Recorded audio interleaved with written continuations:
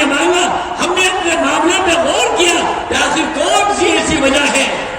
دیکھو، یاد رکھو، اللہ کے سامنے اپنی عرضی پیش کرنا سیکھو، اپنے آنسو گرانا سیکھو، سجدے میں پیشانی رگڑنا سیکھو۔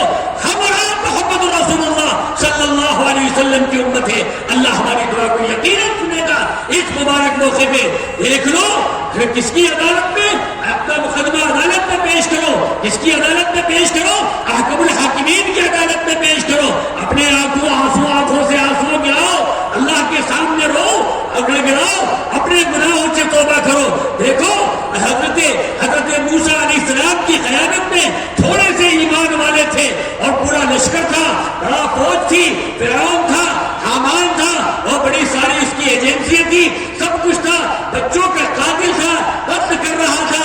انہوں نے اللہ کے سامنے ایمان والا مقدمہ قائم کرا، اس کی عدالت میں کوئی کبھی ناانصافی نہیں ہوتی ہے، اس کی آواز ہر مظلوم کی آواز سنی جاتی ہے۔ جب آواز نکلی اور روئے اور گڑگڑائے، اور دیکھو، یاد رکھو، اس کی عدالت کے گواہ فرشتے ہیں، اس کی عدالت کے گواہ کرامن کاتبین ہیں، اس کی عدالت کی فائلیں نامہ اعمال ہے۔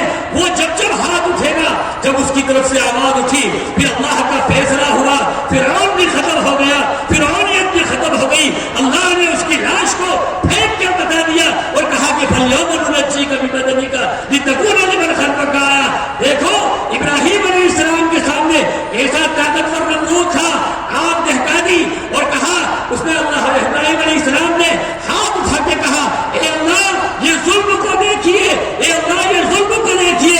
آواز کہا، حسبنا اللہ ونعم الوکیل۔ آواز آئی، یا نار کونی بردو وسلام علی ابراہیم۔ اے دیکھو، اللہ کے نبی پاک صلی اللہ علیہ وسلم طائف کے میدان میں ہیں اور دیکھ رہے ہیں پتھر برس رہے، اللہم اشکو الیک ضعف قوتی وقلت حیلتی۔ اے اللہ، ہم بے بس ہیں، اے اللہ، ہم بے بس ہیں، ملک کے اندر بے بس ہیں، ہمارے پاس کوئی چیز نہیں ہے۔ اے اللہ، تیرا دین والے ہیں، تیرے قرآن والے ہیں، ہماری مسجدیں محفوظ نہیں ہے، ہمارے مدارس محفوظ نہیں ہے، ہماری بیٹیاں محفوظ نہیں ہے، ہمارے گھر، ہمارے خانقاہیں محفوظ نہیں ہے۔ اے اللہ، اللہم اشکو الیک ضعف قوتی وقلت حیلتی۔ ہمارے پاس کوئی تدبیر نہیں ہے، اللہ ہماری مدد فرما دیجیے۔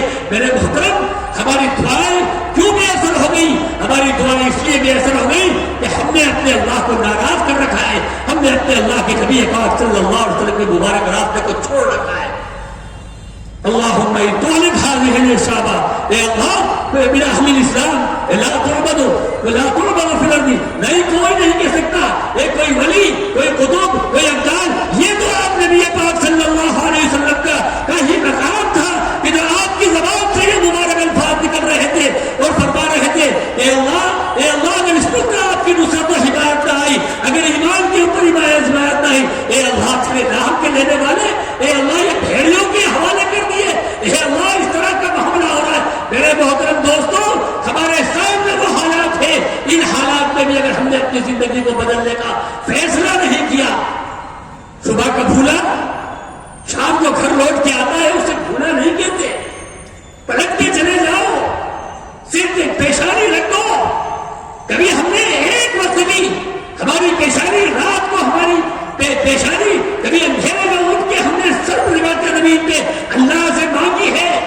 مانگو، اپنے لیے مانگو، اپنے ملک کے لیے مانگو، اپنے دشمنوں کے لیے مانگو۔